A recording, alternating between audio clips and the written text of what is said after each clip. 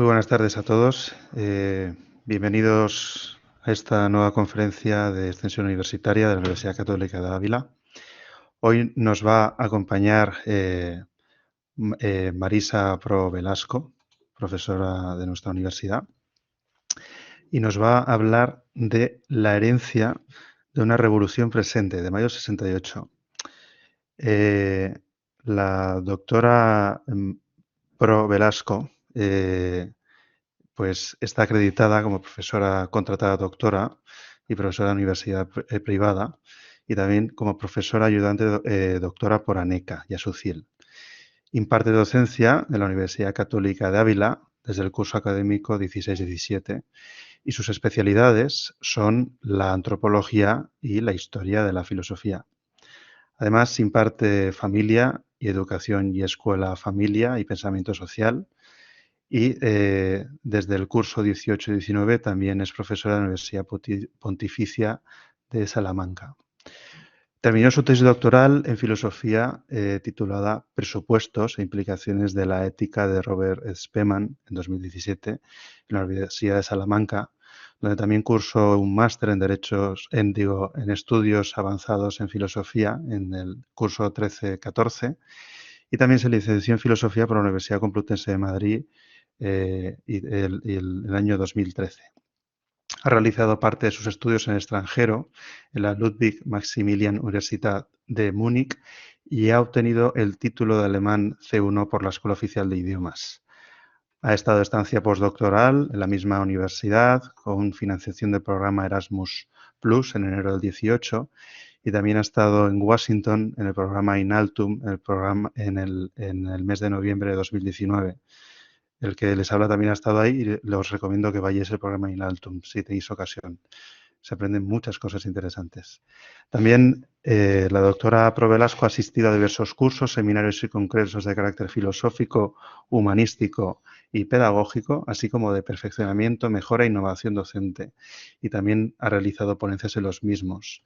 Ha publicado 2 manuales de antropología en conjunto, así como artículos de filosofía y capítulos de libros de carácter pedagógico, además de artículos filosóficos en revistas especializadas. Ha sido revisora en Hispanismo Filosófico, Cuadernos de Bioética, Azafea, Cuadernos Salmantinos de Filosofía, Lecturas de Nuestro Tiempo y revista ¿Quién? Es miembro del Consejo Científico y Evaluador de la revista Cuadernos de Pensamiento y desde enero de 2021 también es secretaria de la misma.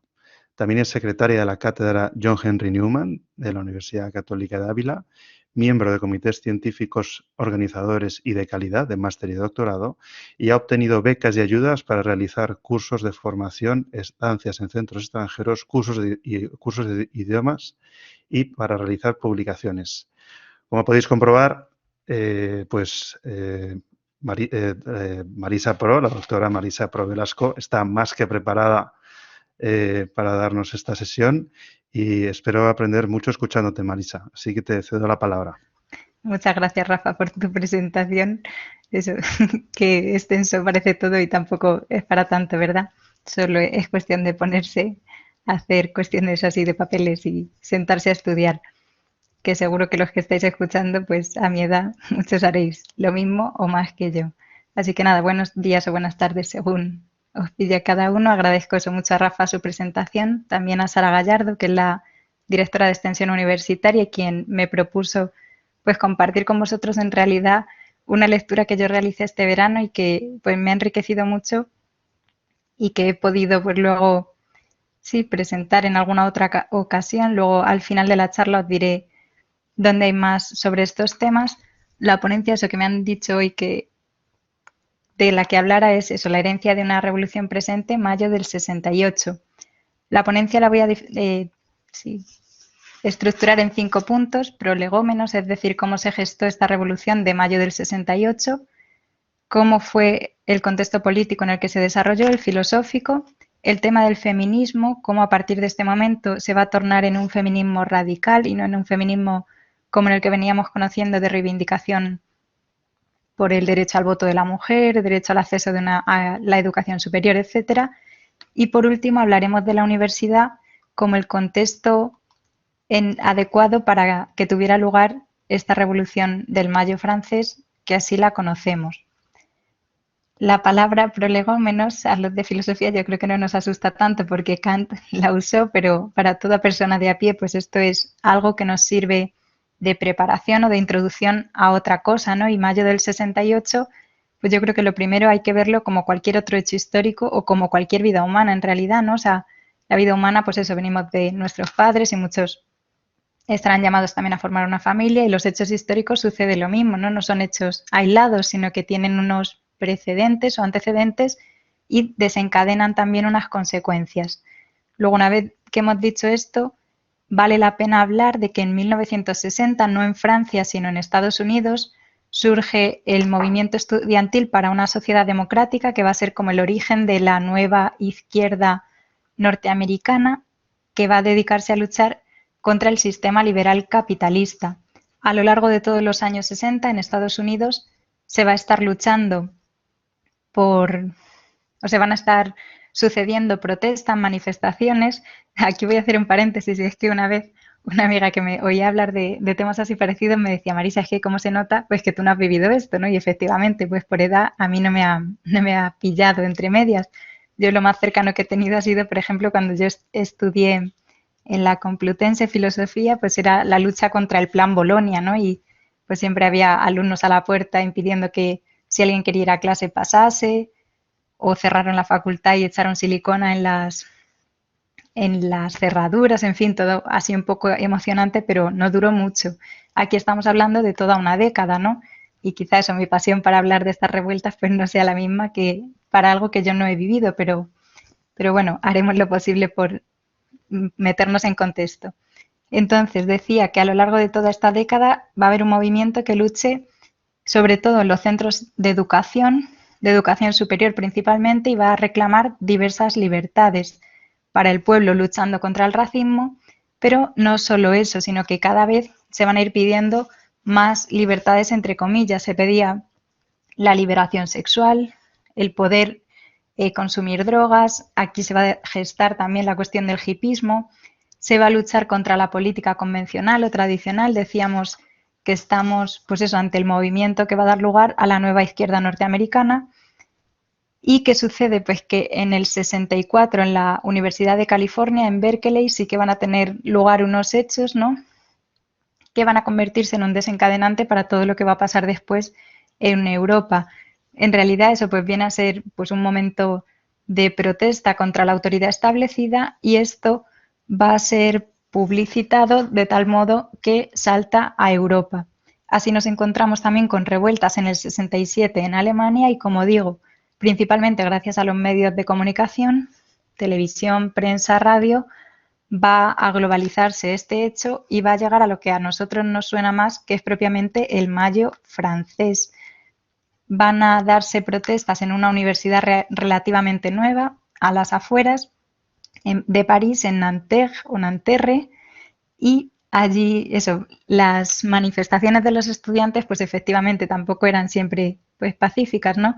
Van a llevar al decano, al jefe de esa facultad de la universidad, a cerrar el campus por unos días porque era incapaz de restablecer el orden con los estudiantes. ¿Qué sucede? Que al cerrar este campus de Nanterre se van a ir a la Sorbona el 2-3 de mayo. El 2 de mayo pues los aguantan como pueden y el 3 hacen intervenir a la policía. Llama la atención que todo esto está, como digo, siendo retransmitido eso por televisión, se ven fotos, se habla de ello, y la opinión pública, más que ver pues no sé, una posible desequilibración de la democracia, o más que ver un posible riesgo de la situación como estaba establecida, va a pensar que las medidas que está tomando la policía contra los estudiantes son desproporcionadas, son represivas, y aquí nos damos cuenta de eso, que la publicitación en estas revueltas va a jugar un papel muy importante, no solo durante las revueltas, sino que también hasta nuestros días vivimos en la sociedad de la imagen, ¿no? Y si alguien pues viera una foto anunciada de la charla que está ahora teniendo lugar, ¿no? O un pictograma de las charlas de otros días, aunque hubiera sido un montaje, nos puede llevar a pensar que eso ha sido real, ha tenido lugar, porque las imágenes pesan muchas veces más que los hechos. Y esto es algo que nos debería dar que pensar. Eso por cuanto a los prolegómenos o la gestación del Mayo francés se refiere. Pasamos ahora al perfil de los revolucionarios. Yo destacaría aquí dos elementos. Por un lado, la distancia a nivel psicológico y la distancia a nivel material. En cuanto, sí, distancia material o espacial, yo diría que los revolucionarios eran principalmente estudiantes, luego veremos que también se unen los obreros, que esto es algo curioso, pero eso, un estudiante pues se va normalmente de casa a estudiar y o te vas a un piso o te vas a una residencia, pero ya no vives con tus padres. Y distancia a nivel psicológica, ¿por qué? Porque los padres de esta generación del 68 habían vivido de una manera o de otra la Segunda Guerra Mundial, cosa que no habían vivido los estudiantes. Leemos aquí una cita, un tanto extensa, pero que vale la pena. Dice, los progenitores de los universitarios del 68 habían pasado fugazmente por la juventud y además habían conocido grandes privaciones y dificultades ante la Segunda Guerra Mundial, durante la misma y tras su finalización. Ellos, sin embargo, nacieron al inicio de los 50, donde a la conocida explosión demográfica se le unió el crecimiento económico.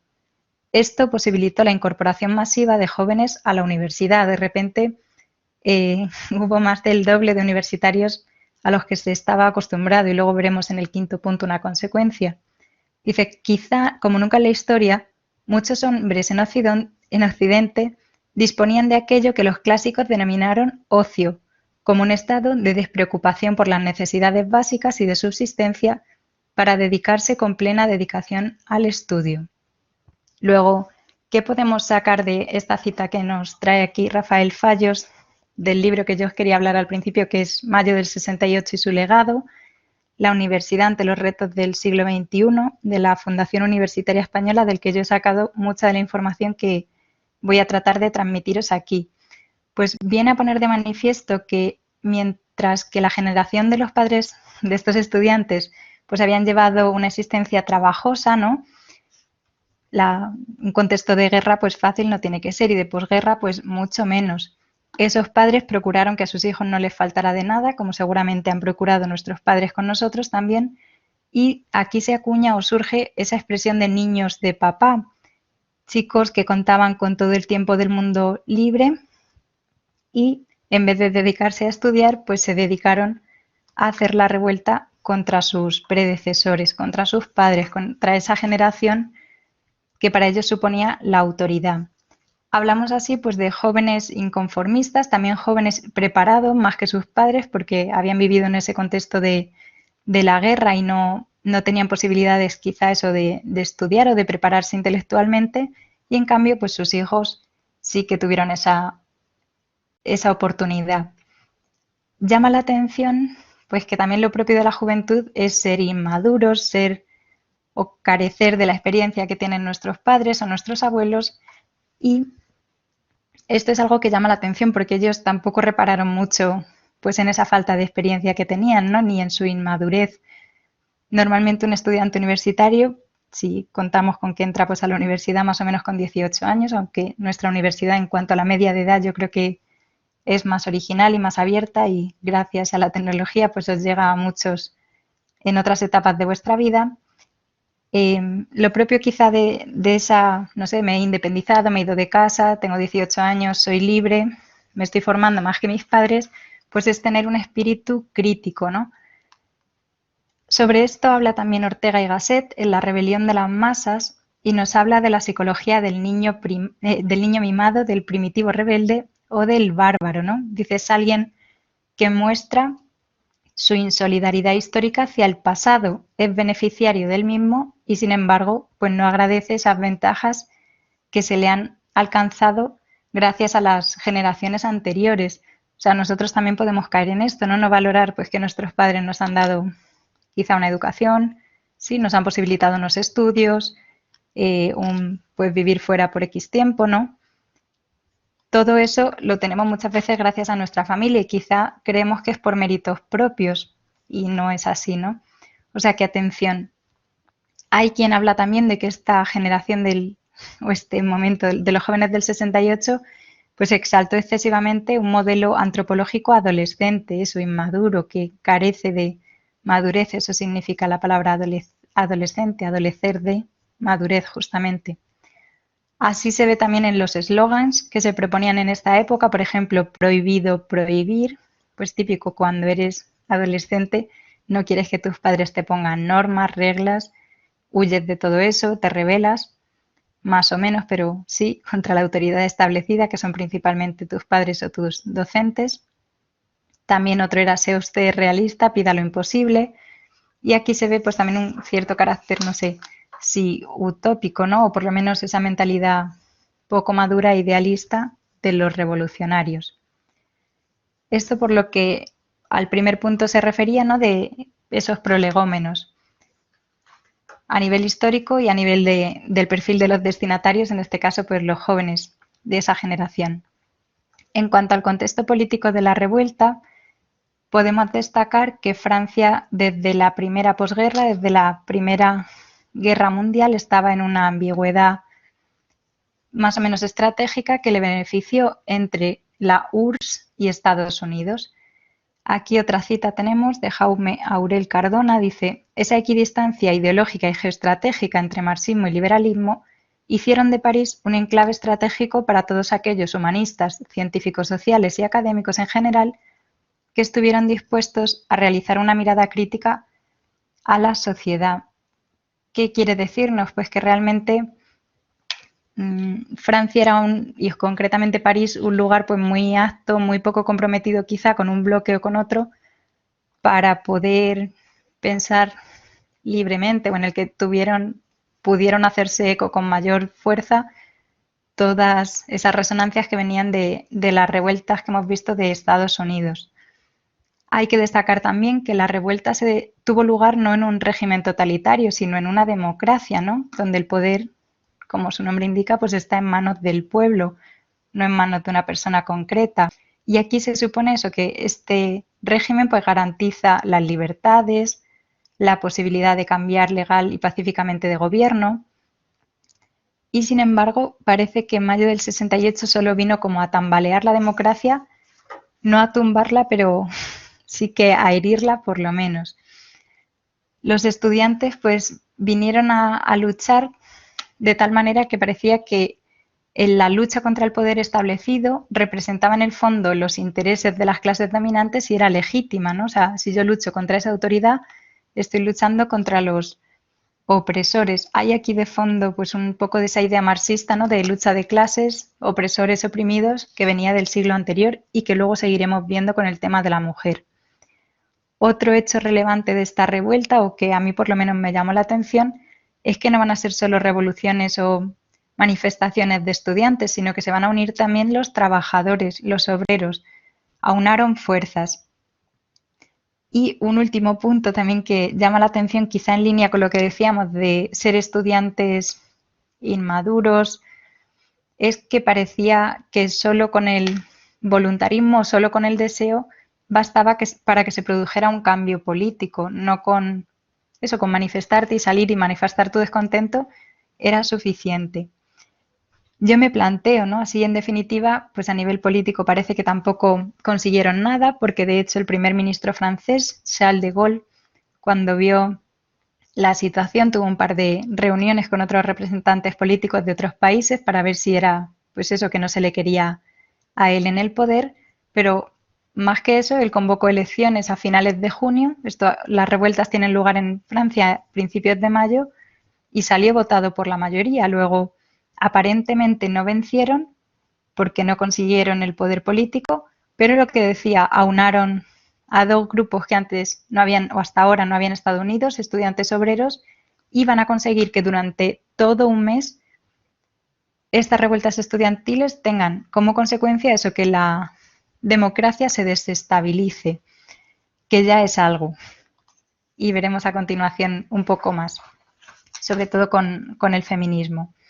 En cuanto al contexto filosófico, este es un momento un tanto complejo, quizá eso no excesivamente claro, o los autores que se tratan aquí, pues habría que estudiar muy bien las corrientes, y yo, especialista de esta época, no soy. Sí que podemos decir, como veníamos apuntando, que París era el foco cultural de la época y allí se reunieron pensadores destacados, por ejemplo, Jean-Paul Sartre, que tenemos ahí en la imagen como de fondo a la derecha, con su amante Simone de Beauvoir, que está a la izquierda. Él era existencialista, ¿no? Con esa obra, pues, no sé, La náusea, Las moscas, tiene algún teatro también bastante interesante, como Barioná, El hijo del trueno, completamente en otra onda, en otra línea, ¿no? Hablando de Jesús, María y José. En fin, un pensador que después de la Segunda Guerra Mundial, pues normal que pensara quizá como pensase, ¿no? También a cada filósofo pues se le entiende en su contexto. Tenemos otra corriente compleja que es el estructuralismo con su máximo exponente Michel Foucault. Él tiene también una obra titulada El orden del discurso, que es muy interesante y compleja a la vez, ¿no? Porque viene a decir cómo la realidad no me muestra ya un rostro legible, ¿no? No cree que la realidad sea en sí, que esto también nos pasa hoy en día, ¿no? Como que la verdad es para cada cual pues la que a él le parece y no hay verdades objetivas, ¿no?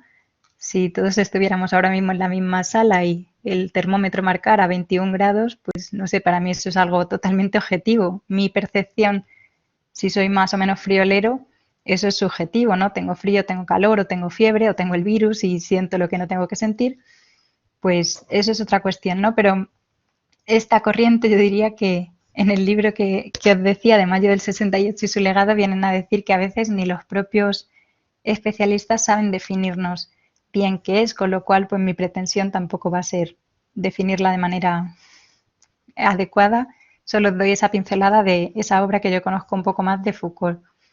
Tiene a su discípulo Jacques Derrida y en la misma línea y un poco posterior, ya en los años 70, destacamos también a Lyotard.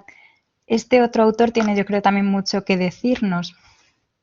Con el posmodernismo va a estar totalmente en contra de los metarrelatos, o sea, de los grandes relatos que tratan de dar explicación a lo que es el mundo, ¿no? Tanto las cosmovisiones como las religiones, algo que hoy en día yo creo que también está en boga o sigue vivo, por eso pues hablamos de la herencia de una revolución presente, porque quizá muchas ideas de las que bebemos y vivimos hoy nos vienen también de aquí.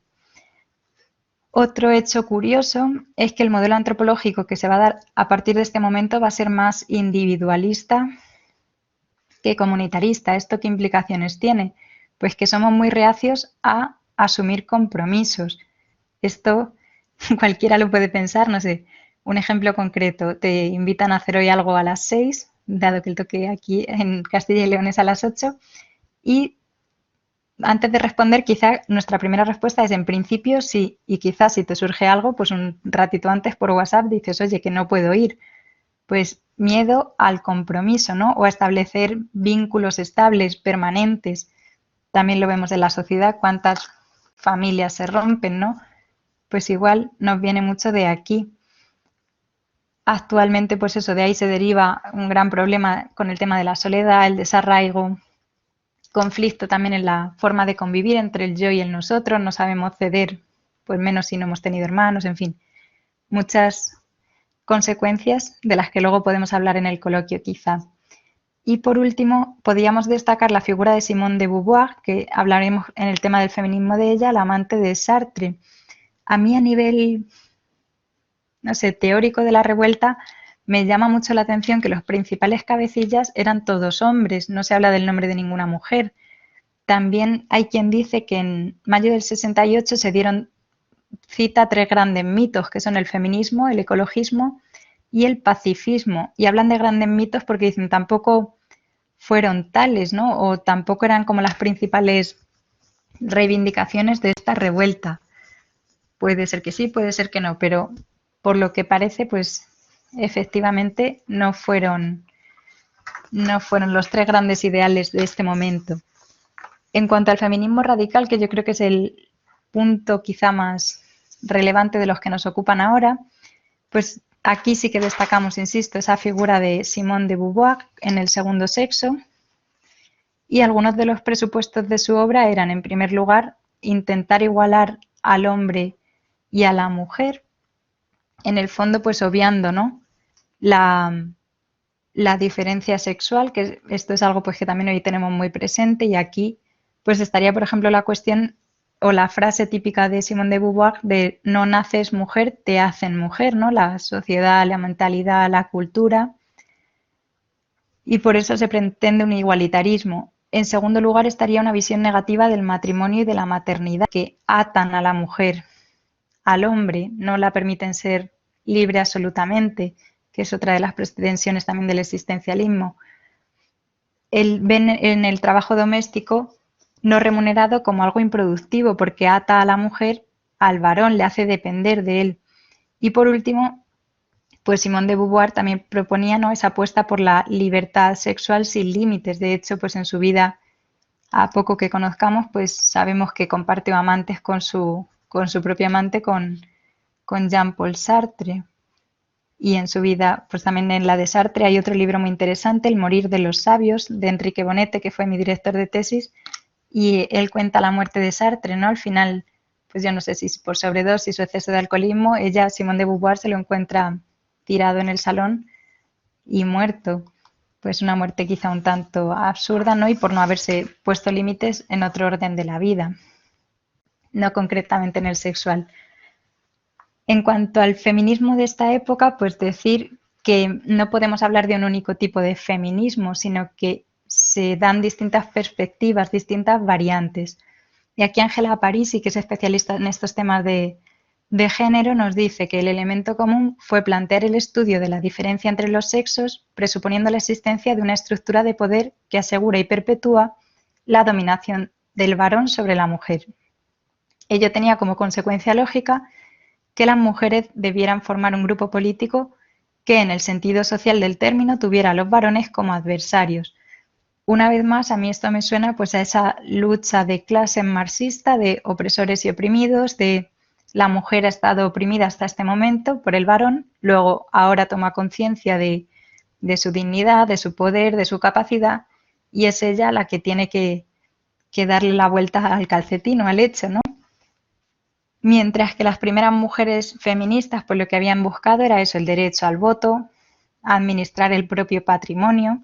Sobre esto, hace no mucho, pues leyendo a Aristóteles, tiene una apreciación un tanto interesante, ¿no? Porque viene a decir cómo la mujer que administra los bienes porque ha muerto el marido no lo hace como con legitimidad, ¿no? Y tiene que esperar a tener un hijo varón con una edad determinada para que éste los administre. Pues bueno, en el siglo IV antes de Cristo igual no estaba mal, pero en el siglo XXI, obvio que esto puede y debe cambiar.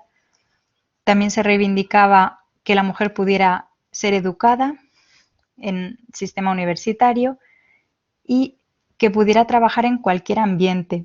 Y fijaos, aquí en este último punto yo destacaría también, ¿no?, como muchas veces nos han hecho creer que a lo largo de la historia, hasta el siglo pasado, la mujer nunca ha trabajado, y eso tampoco es verdad.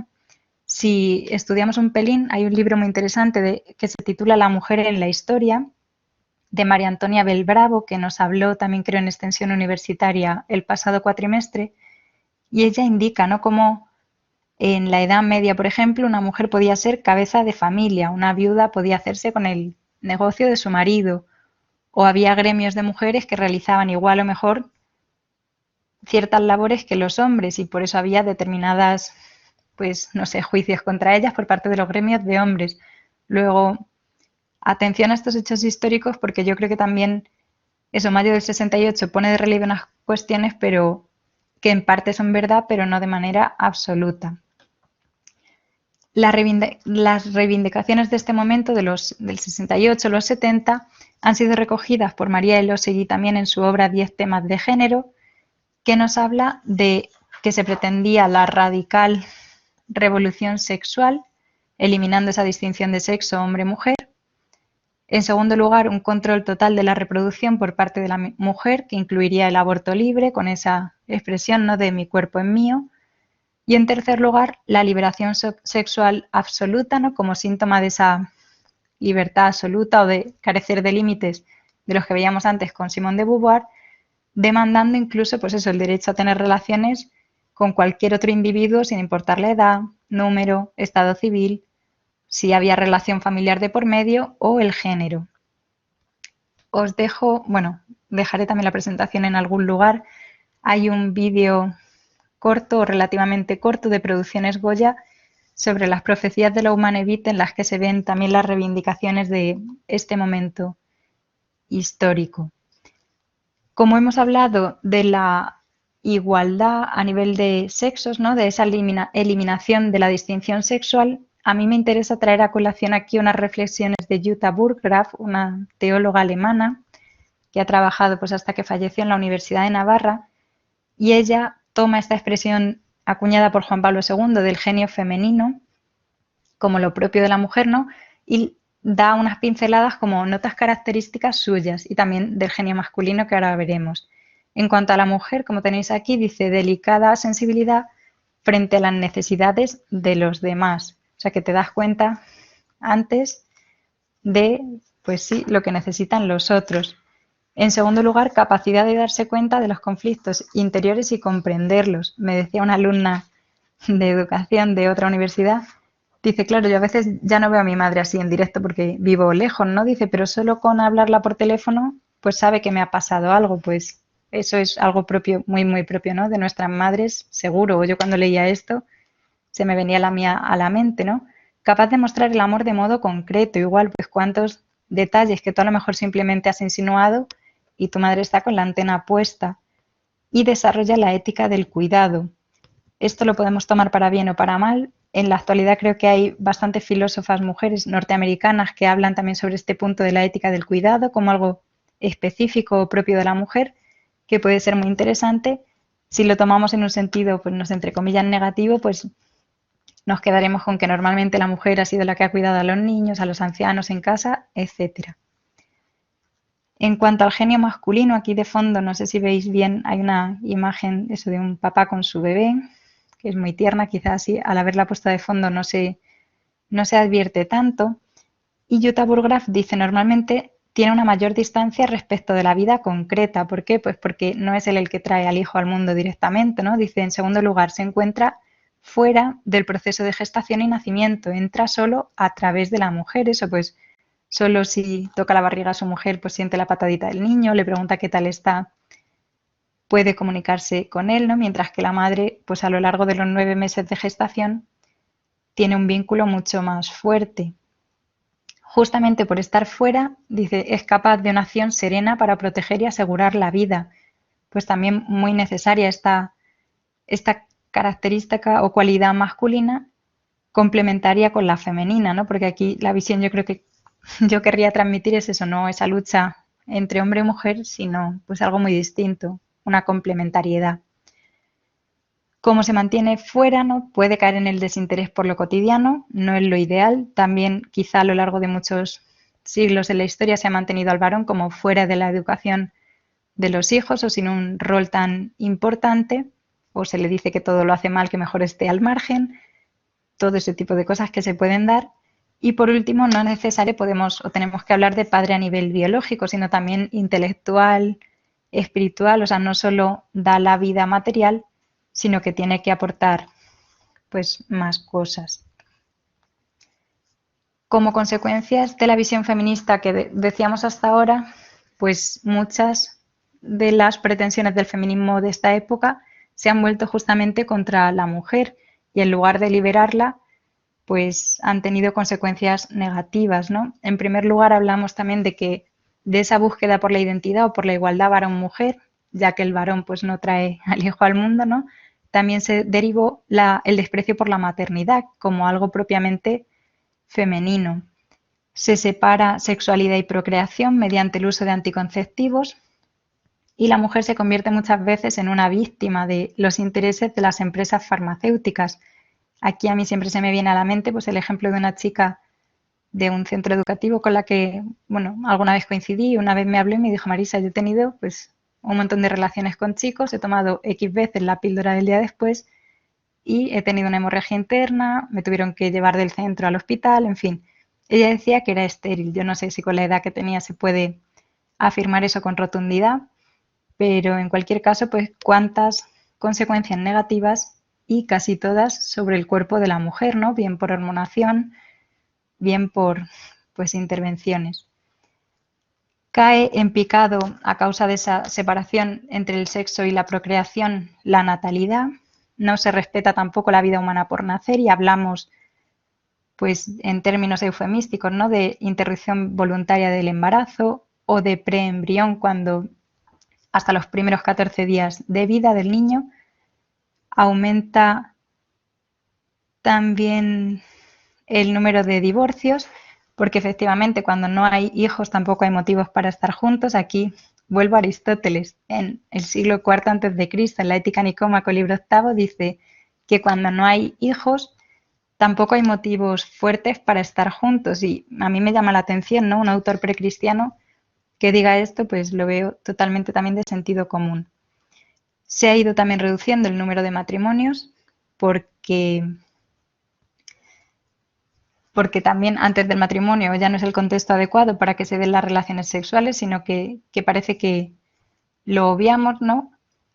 Y se va al matrimonio pues muchas veces muy atado afectivamente con otra persona y no siendo muy libre para decidir si se quiere tener ese compromiso serio con otra persona o no.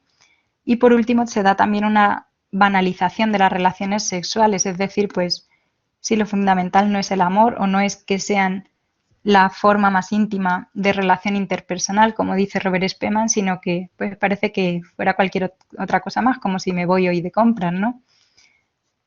Por último, vamos a ver o vamos a detenernos en la universidad como condición de posibilidad de las revueltas. Quizá no fueron los propios profesores quien a priori pues movieron todo, pero sí que fue este el lugar en el que pues se va a originar toda la manifestación de estudiantes a nivel casi mundial, ¿no? Aquí en España, por lo visto, pues también tuvimos consecuencias. En primer lugar, pues decir que Rafael Fallos, que le hemos citado antes, habla de que se perdió el conocimiento sapiencial y cuando se da una crisis de la verdad o la universidad no pretende transmitir una verdad, la universidad carece de sentido. Se da una crisis también de la propia universidad, esa aspiración a conocer el saber universal. También de un tiempo a esta parte vemos que se ha producido la especialización, ¿no? Ni punto de comparación con lo que era antes la universidad, las escuelas menores, mayores, estudios eso como de filosofía, derecho, medicina. Ahora pues eso, tantas ingenierías, tantas ramas de todos los saberes, pues al final parece como que todo está muy, muy falto de conexión entre sí. Eso ha llegado también a que, o ha llevado a que la universidad sea un lugar donde se pretende obtener un empleo, pero no se busca el sentido de la vida, ¿no? Y quizá pues vosotros como estudiantes no sé cómo lo veréis, pero a veces pretendemos eso, terminar un grado, preparar unas oposiciones o terminar un grado, terminar un máster y trabajar y punto. Y no nos planteamos pues qué hacer con nuestra vida más allá de todo eso. Otro de los autores que hablan en este libro de mayo del 68 y su legado es Rafael Alvira, un filósofo que nos habla de la pedagogía antiautoritaria. Y esta consiste pues en que huimos de toda pretensión de transmitir verdades tanto a nivel teórico como de proponer verdades o criterios a nivel de actitudes o de modos de vida. Y él viene a decir pues que así es muy difícil educar. En este momento, como decía al principio, se produjo pues un boom de universitarios, casi el doble, y se encontraron con el problema de que pues lo que llama Rafael Alvira los venerables catedráticos, las personas mínimamente sabias y no muy numerosas en la universidad, se vieron complementadas por la contratación de mucho profesorado joven pero inexperto. A raíz de esto, pues se da un lugar prioritario a la evaluación en la enseñanza, tanto por parte del alumnado como por parte de los profesores. Todos los alumnos, pues seguro que estáis acostumbrados a rellenar encuestas de satisfacción con el profesorado. Y por nuestra parte, pues los profesores también tenemos que rellenar, no sé, o conseguir unos puntos para las agencias de evaluación de profesorado nacionales o regionales. Un ejemplo de cómo, otro ejemplo más de cómo ha primado esta cultura de la evaluación en los estudiantes es que si yo preguntara, pues, ¿para qué estudia uno? Para aprobar o para aprender, yo creo que la respuesta pues es clara, por desgracia, ¿no? O sea, muchas veces estudiamos para aprobar. Y eso quiere decir que el aprendizaje que realizamos pues no es muy significativo para nuestra vida, es como para salir al paso. Así, dice este profesor Alvira, dice, exagerando un poco, el profesor ha de dedicar casi tanto tiempo a sus actividades, o sea, a dar clase, a formarse, como la justificación documental de ellas en orden a recabar los ansiados puntos, porque nos pasamos pues, mucho tiempo con papeles, más del que nos gustaría. Yo cuando entré en la universidad siempre veía algo sobre la burocratización de la universidad y no lo entendía, pero ahora que soy profesora pues también veo no cantidad de tiempo que se nos va con los papeles, sino quizá con cuestiones mucho más esenciales, como son algunas de las que vamos a ver ahora, ¿no? Consecuencias negativas de este centramiento de la atención en el tema de la evaluación, pues serían en primer lugar la dificultad que tenemos para establecer una relación maestro-alumno, porque el alumno es un cliente, el profesor es un mero empleado y, bueno, pues quizá no trascienda o no vaya mucho más allá la relación. También buscamos que la universidad genere riqueza mediante pues, la obtención de ciertos proyectos, ¿no? Que tengan financiación externa.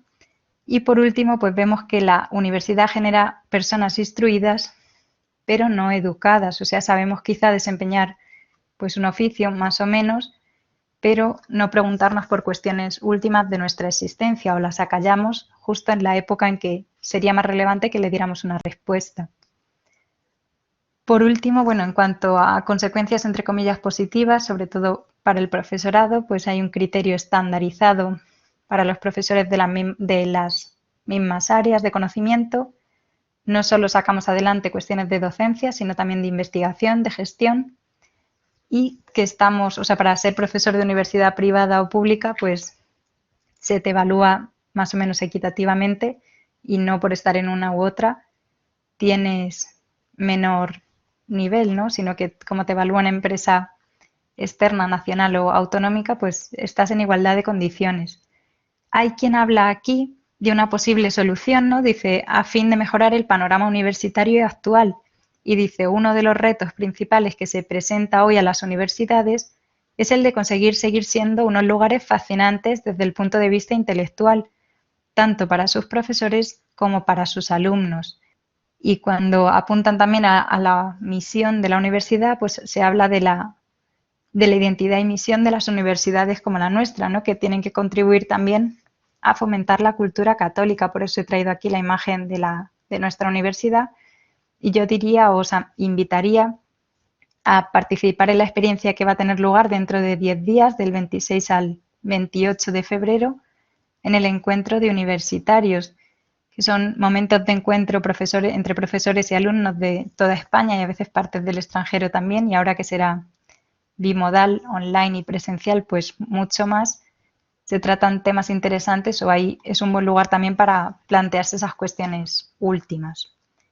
Finalmente, como conclusiones, pues de lo primero que vimos del perfil de los revolucionarios, destacar cómo cambió el concepto de deber que tenían los padres de esos revolucionarios por el de derechos, olvidándonos que van de la mano, igual que responsabilidad y libertad, ¿no? Si tengo una, pues tengo la otra. Normalmente es difícil hablar de derechos de los animales porque tampoco hablamos de deberes animales, normalmente. O el que pueda encargar ciertas cosas a sus animales en casa que lo diga, pero motu propio, pues difícilmente, ¿no? En segundo lugar, llama también la atención que los revolucionarios al poco tiempo dejaron de luchar pues por el bien de la sociedad y del mundo y lo que les preocupaba era tener un empleo y tener su hogar y salvar su situación personal, ¿no? En tercer lugar, pues en cuanto al contexto político que decíamos, a corto plazo no venció la revuelta porque la economía, también la política siguieron con un tinte conservador, pero la moral, las costumbres, las formas de vida que se adoptaron han sido mucho más liberales a partir de este momento histórico. También, por lo que al feminismo se refiere, pues hemos podido apreciar cambios en la forma de entender la sexualidad, el rol de la mujer, la familia. Yo creo que no hace falta ser más explícita porque todos vemos en estos 50 años el cambio que se ha operado. También a nivel filosófico, pues hablábamos del individualismo. Yo hablaría además eso de subjetivismo o de relativismo, de cómo nos dejamos llevar por los sentimientos, las emociones derivados de esto, pero bueno, ha sido, no sé, como un denominador a lo largo de muchas épocas históricas, porque el relativismo ya estaba con los sofistas y con Sócrates. Y por último, pues vemos también la problemática de la democratización de la universidad o burocratización que yo os hablaba, que parece que ha dejado de amar el saber, que ha dejado de lado la relación cercana y de amistad para transmitir el conocimiento entre profesor y alumno. Yo diría, pues como conclusión personal, ¿no?, que en la UCAF, pues nuestra misión como comunidad universitaria, como docentes, como alumnos, es formarnos bien, sabiendo que somos una minoría creativa, porque hay muchas otras universidades, quizá eso pues más potentes que la nuestra, con más estudiantes, más docentes, y tenemos eso, que formarnos bien pues para aportar algo a la sociedad, sobre todo a la juventud. Yo creo que hay bastantes conectados también de educación y que las consecuencias negativas que haya podido tener esta revuelta pues se pueden paliar, ¿no? O sea, se puede revertir la situación y sobre todo sus consecuencias. Hay, no sé, cierto narcisismo o individualismo que se pueden quizá equilibrar con el voluntariado, con actividades que mi compañera Sandra García pues siempre va recordando por la plataforma o por redes, los compañeros de redes sociales semanalmente, con las tutorías o con muchas otras actividades. Pues os doy gracias por la atención más o menos prestada y os dejo dos links que no sé si podréis copiar o hacer pantallazos. Uno es una reseña, un resumen de este libro, Mayo del 68 y su legado, la universidad ante los retos del siglo XXI, la segunda, en Proyectos CIO, que es de la Católica de Valencia, y también un artículo que tiene pues por escrito más o menos todo lo que os he contado, igualmente en CIO de este mes pasado. No sé ahora si hay alguna cuestión, algún comentario o pregunta. Tenemos 10 minutos aproximadamente para el coloquio. Muchas gracias, Marisa. No sé si quienes quieran hacer preguntas pueden realizarlas a través del chat o también pueden conectar el micrófono y así podemos debatir sobre el asunto. Igual he ido un tanto deprisa porque ya digo 40 minutos, en fin, y quizás un tema eso poco cercano a nosotros porque ya ha pasado un tiempo, pero seguro que más de Bueno, uno. si veo que no se animan, voy a romper yo un poco el hielo. Eh, me ha gustado mucho todo lo que has dicho y me ha llamado la atención especialmente una cuestión que también da que pensar, ¿no? Cómo en mayo del 68 parece que ha redefinido lo que es la izquierda, sobre todo en Occidente, ¿no? O sea, que sobre todo se ha convertido en izquierda liberal, ¿no? O sea, a veces pensamos en la izquierda como si fuera izquierda marxista, izquierda revolucionaria, ¿no? Muy acorde con lo que era la tradición incluso soviética, pero precisamente lo que consiguió mayo del 68 es crear una izquierda alternativa a la URSS y quedarse en Estados Unidos y Europa, ¿no? Entonces es una izquierda que, como decía Houellebecq en su novela de las partículas elementales, relata muy bien ese ambiente de mayo 68, el mundo hippie, etcétera, etcétera, consolida el individualismo, ¿no? O sea, se ha pasado de la cultura hippie a la cultura yuppie, ¿no? O sea, los yuppies de Wall Street, ¿no?, son hijos directos de los hippies de California, ¿no? Entonces, te quería preguntar por esto, porque al final han normalizado una moral que ahora mismo es la institucionalizada, ¿no? Entonces, cómo se consolidó este proceso? Porque al final las instituciones públicas, ya sean económicas o políticas, han aceptado estas reglas de juego, ¿no?, de corte, pues eso, de izquierda liberal. ¿Cómo da esa impresión?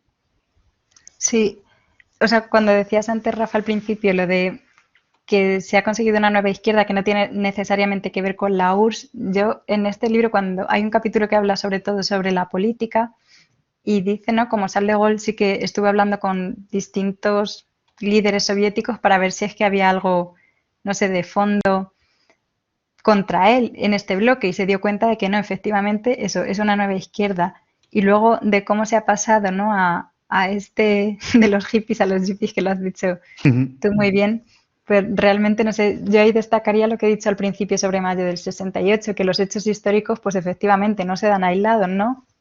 Tienen unos antecedentes, en este caso, pues un momento histórico complicado, Segunda Guerra Mundial, y vamos hacia otros momentos que quizás sean de mayor calma y dan lugar a pequeñas revueltas que obviamente no son ni mucho menos tan graves como puede ser una guerra.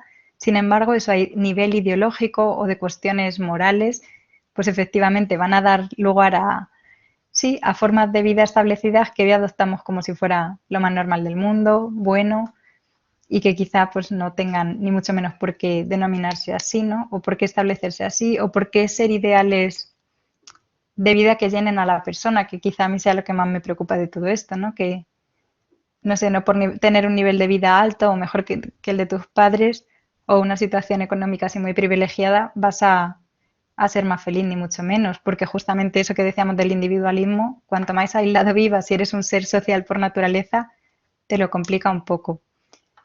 No sé si hay algo por el chat porque os dejo de ver, que se me ha bloqueado la Blackboard, pero sí que os sigo yendo, o sea que Rafa, tú, todo lo que Pues veas por ahí. lo que veo es en general la gente te está agradeciendo mucho la charla y que les ha gustado mucho. O sea que eso es muy buena señal, ¿no? Sí, Lo que no sé es si alguien quiere lanzarse a hacer una pregunta, pues será Soledad más que creo que bienvenida, tiene ¿no? la Creo que mano. María Soledad, Sí. sí, María Soledad,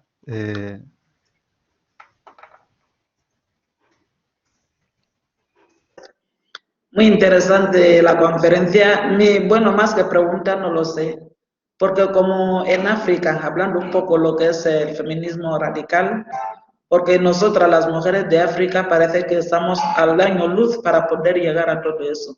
Entonces mi pregunta es, ¿qué deberíamos hacer para poder llegar? Porque todavía pesa sobre nosotros lo que es la tradición, lo que es el patriarcado, que casi todo es tabú. Y aunque queráis iniciar algo, como que tenéis un poco de miedo, que vais a entrar en problemas, ¿cómo podríamos salir adelante para poder situarnos un poco, para poder ser un poco libres? ¿Qué deberíamos hacer? Pues Soledad, yo te diría lo primero, Gracias. muchas gracias por la cuestión y por el mérito que tiene, eso, que está conectada desde Guinea, o sea que nada cerca. Pues yo te diría, Soledad, que tratéis de aprender de la historia reciente, porque yo creo que en Europa tampoco es que nos haya traído directamente consecuencias positivas la lucha según se ha operado en términos marxistas o con el marxismo de fondo de lucha de clases, ¿no? O sea, que no es que la mujer de Guinea, por mucho que haya sido oprimida, ahora tenga que oprimir al varón, sino que en el fondo eso buscas una igualdad en cuanto a dignidad, en cuanto a derechos, pero no un oprimir al que a ti te ha oprimido. Que yo creo que hay que estudiar pues, los fallos que ha tenido esta evolución del feminismo, por ejemplo, en Norteamérica o en Europa, para que vosotros que todavía estáis en estas vías, ¿no? de liberación de la mujer entendida en un buen sentido de eso, de desarrollo de vuestra dignidad o de vuestras potencialidades propias, no caigáis en los mismos errores que se ha caído en Europa, porque tampoco hace feliz a la mujer, por ejemplo, eso, el no casarse o el no tener hijos o el vivir solo para trabajar, ahí no se encuentra el sentido y quizá vosotras ahí todavía pues tengáis unos valores que nosotras como que hemos ido perdiendo. Pero no sé si te he respondido. Perdona, Soledad, si quieres encender otra vez el micro, eso lo tienes disponible.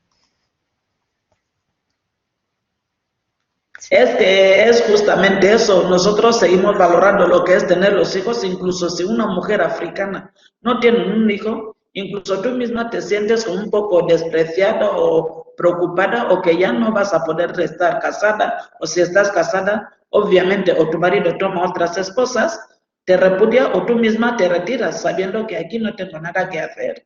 Porque todavía aquí se valora mucho lo que es tener un hijo. Si no tiene una pareja sin hijos, es una pareja ya para fracasar. Sí, y de esto que dice Soledad, yo veo pros y contras, ¿no? Sí, pero esta que dice Soledad, sí. Por un lado, eso, en Europa, pues que no te cases o no tengas hijos, no se puede vivir siendo mujer plenamente sin necesidad quizá de desarrollarte en esa vertiente de la maternidad biológica y puedes centrarte, pues eso, en tu carrera profesional o te puedes consagrar a Dios y tampoco es un drama. Y quizá en África, pues eso como que tampoco está todavía del todo bien visto. Ahora bien, eso también, pues lo que decía Soledad de cómo se ve a la mujer si no eres fértil, el marido te puede repudiar, ¿no? Que yo creo que también en el mundo judío se da o entre los judíos se sigue dando, pues efectivamente ahí nos vienen a decir que el concepto que se tiene de mujer no es el adecuado. Luego, Soledad, yo te invitaría mucho a, pues por ejemplo, a estudiar ese concepto de mujer y hombre al que ha oído de Jutta Burggraf, o eso, ver antropológicamente qué es lo propio de la mujer para poder reivindicarlo, ¿no? Si para ser más plenamente mujer tienes que ser madre o no necesariamente puedes desarrollar eso. Sin desarrollar tu maternidad biológica puedes seguir siendo mujer plenamente. ¿En qué sentido puedes, no sé, equipararte al varón y en cuál no tiene sentido que te equipares? Que ahí yo creo que es en ese sentido que lo hemos hecho mal en Europa. Pero bueno, como sé que estás en ello, a mí me alegra, Soledad, así que gracias por las cuestiones. En clase que hay alumnos que con el móvil te buscan datos para contradecir o replicar o tal lo que has dicho en la clase, ¿no? Es decir, como que el alumno no ve que el profesor tenga nada que aportarle o que está al mismo nivel que él en todos los aspectos, ¿no? Y solamente porque por si te parece, ¿qué explicación le das tú al hecho de que lo que antes era normal y es que reconociéramos que las personas, que ciertas personas tienen autoridad y tal en el ámbito académico o en otros ámbitos? Ahora esto no es así. Muchas gracias. Sí, gracias a ti, Sara, porque es muy interesante, ¿no? Yo creo que tiene mucho que ver con lo que hablábamos al principio del perfil de los revolucionarios, ¿no? Que no caen en la cuenta, pues, de que eso, hay una generación que te precede, que aunque solo sea porque la experiencia es un grado, ¿no? Porque esos tus padres o tus abuelos tienen algo más que tú, que aunque solo sean los años, te pueden decir en qué se han equivocado y por dónde no querrían que fueras tú. Aunque solo fuera por sentido común, tendríamos que hacer caso, ¿no? A quien tiene más experiencia que nosotros de la vida. No en todos los casos, pero bueno, yo creo que ahí también uno con sentido común valora. Creo que en el fondo también es como un exceso de confianza en las propias capacidades, una exaltación de la propia libertad, un todos somos iguales, totalmente iguales, pues sí o pues no. Yo creo, por ejemplo, mi madre está por ahí conectada, ¿no? Pues a veces le hago caso, a veces no. Con el tiempo me voy dando cuenta de que tiene más razón de la que yo querría y creía cuando era mucho más joven. Pues no sé, yo veo que hay como mucha falta de humildad, lo que decía yo antes del espíritu crítico, ¿no? Yo a mis alumnos, al revés de lo que dices tú, Sara, a veces les digo, ¿no? Tenéis el comodín de Google, Wikipedia no les suelo recomendar. Pero sí, les animo a que busquen pues, información, a lo mejor, o definiciones que les suelo preguntar. Y digo, pues has tenido tiempo para buscar qué significa esta palabra en la RAE o donde tú quieras. Porque no sé, creo que tenemos que ayudarles a ver que porque tengan mucha información no tienen más conocimientos o más sabiduría. Y es verdad, tengo por aquí yo creo algún otro antiguo alumno que una vez se acercó a mí muy discretamente y me dijo, Marisa, creo que ese año de tal cosa está mal. Pues también el docente pues tiene que reconocer que no es Dios, que no lo sabe todo, que hoy en día está Google y está Wikipedia y hay, pues sí, mucha información, pero aún así yo creo que la labor del profesor pues sigue estando vigente, ¿no? Como alguien que transmite sus experiencias, sus conocimientos y no es, no sé, no por ser online es prescindible, ¿no? Y que podemos seguir acompañando en esa relación alumno-maestro que clásicamente pues también se daba. Y que en el fondo es que somos humanos, a todos nos viene bien. Veo, por ejemplo, Soledad que está haciendo la tesis conmigo o algún otro doctorando ahí por ahí, pues como en esas épocas, incluso de ya mayor autonomía académica, uno necesita siempre de alguien que le anime, le estimule, le escuche en sus dificultades. O sea que yo lo que diría, Sara, falta de humildad y quizá, pues eso, exceso de espíritu crítico, en resumidas cuentas. Y yo creo que se nos ha terminado la hora. Gracias a todos. Gracias, Gemma. Gracias a vosotros. Que tengáis buena tarde. Gracias a ti, Marisa, que hemos disfrutado mucho escuchándote. Nos has dado algo más que información, nos has dado conocimiento, que eso es muy importante, ¿no? Y nada, espero tener la ocasión de volver a escucharte y también de volver a compartir este tiempo con los asistentes. Os dejo mi correo por el chat por si alguien quiere la presentación o alguna cuestión más, pues eso, marisa.pro@ucavila.es. También la tengo por ahí en redes de investigadores. Si alguno la quiere, pues toda suya, sin ningún problema. O la necesita reutilizar. Nada, gracias a vosotros. Pues hasta el próximo martes. Hasta pronto.